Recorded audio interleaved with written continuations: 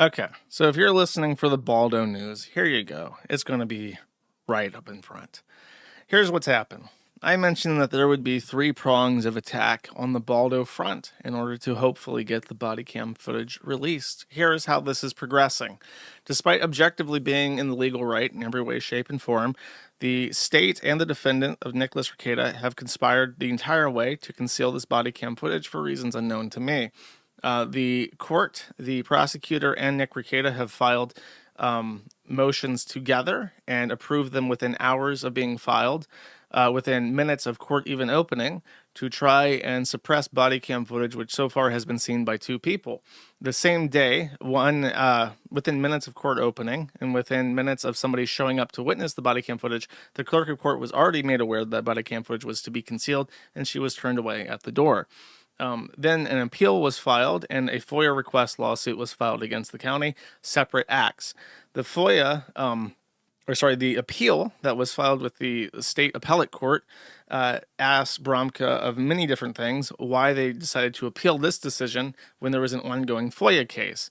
And that was one of their main reasons for hammering him during oral arguments. Oral arguments which, by the way, despite it being an intervention case in which the state was the one presenting arguments, Nick Rekieta's personal attorney showed up and made oral arguments on behalf of the state. The state's attorney actually showed up an hour late to its own oral arguments in the appellate court and was told by the judge that his testimony was no longer needed because he was so late. Then they won. And in the FOIA case actually dropped before the appellate court made its decision, saying there was no need for them to file a FOIA case because there's an ongoing intervention case that had been yet to be heard. And they dismissed that with prejudice, despite it being a technicality. So on the civil case, there was a Gordian knot. They said that there's an appellate case for the intervention happening. The intervention case is saying there's a FOIA case happening. The FOIA case gets dismissed with prejudice, despite it being a technicality. And the appellate court rules on everything it could possibly say, saying that you have no standing to file an intervention. And even if you did, go for yourself, you don't have a right. And now we're thinking, okay, do we go to the Supreme Court? Because that would be the next step, the Supreme Court of Minnesota. Well, we don't really have to do that because guess what? The Supreme Court controls the rules of the court in Minnesota, and the Supreme Court has received guidance from one person in particular who is actually the county clerk of Candy Ojai, who was the person who I believe turned away the third woman there to see the body cam footage at the door. She has filed a recommendation to the Supreme Court explicitly addressing our legal right to this body cam footage, explaining that when Nick Rekieta's personal attorney filed something into evidence and then later tried to retract it, there needs to be explicit rules prohibiting third parties from accessing retracted evidence.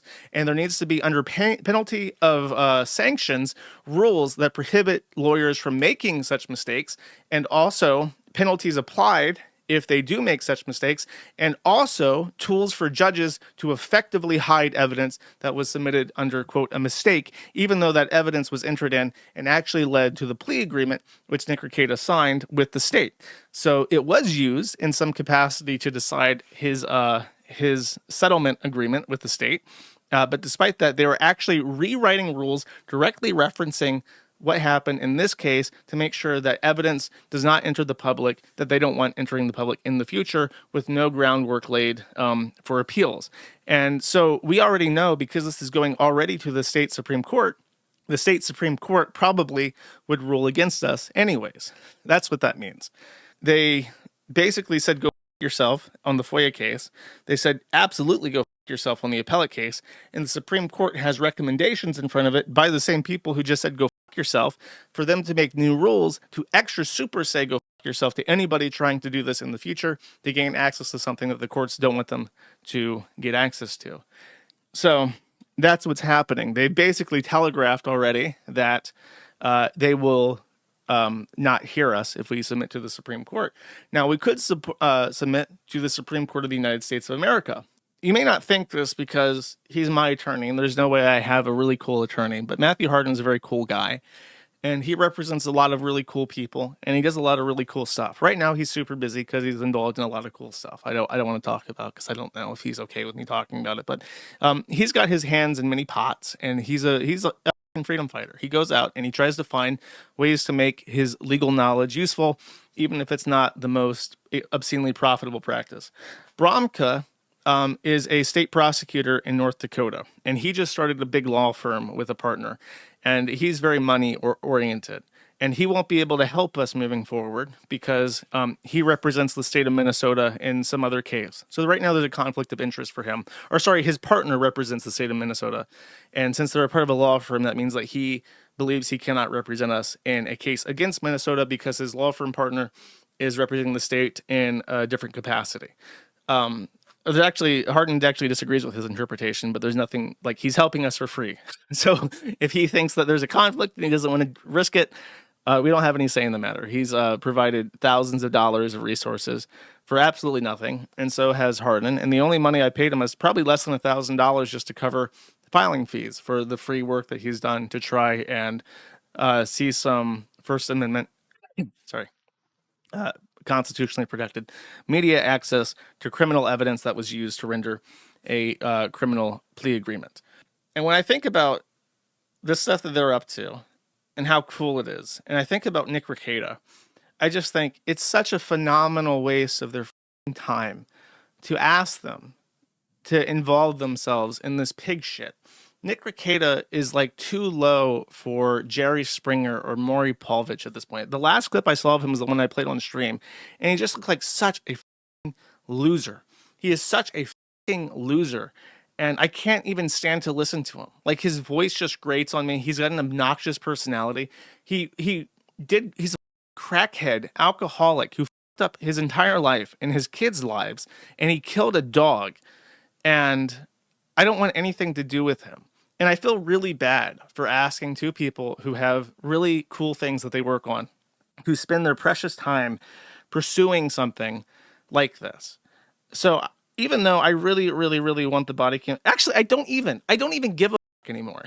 Like, Ricada is so nasty that I don't have any interest in talking about him because he's just such an insufferable.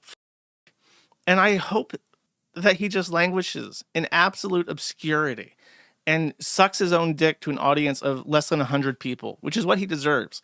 And every day he's going to wake up and his kids are going to resent him because he up their lives and ruin their home. And I don't have to do anything to punish him, and I don't even care. Like, I've seen the notes of the body cam footage, and I get it. It's a hoarder house. The dog was kept in a bathroom and shit all over the place. Their kids didn't have access to food or clean clothes. I get it. I understand. I know what that looks like. I've seen it a bunch of times before. Here's the thing.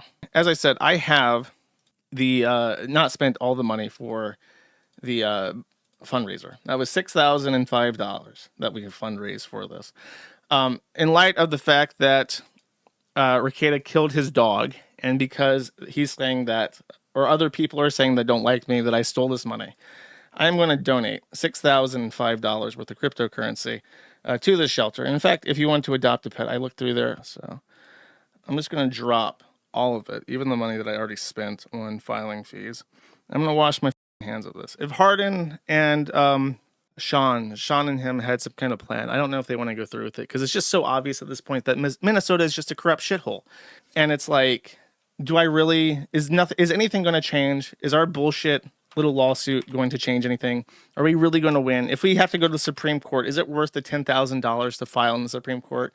And it's not. It's really not. So if they want to do it, I will support them. I will help with filing fees and stuff. I'll advertise. If they want to, that proposed rule that would change the way that we could do something funny and submit comments to the proposed rule, but they don't give a f. They're corrupt. Nick Rekieta has money. His family obviously has ties in the government. They all want to help him sweep it up. He wants to do coke and f his life and be an alcoholic and abuse his kids and feed his dog rat poison. They'll sweep it up for him endlessly. From Josh, Matt, Oliver, Sean, and Sneeders Worldwide. There we go. That's nice. All right. I'm now $6,000 poorer, and I consider this matter resolved. And Ethan Ralph really should have taken my bet. I don't know what to tell him.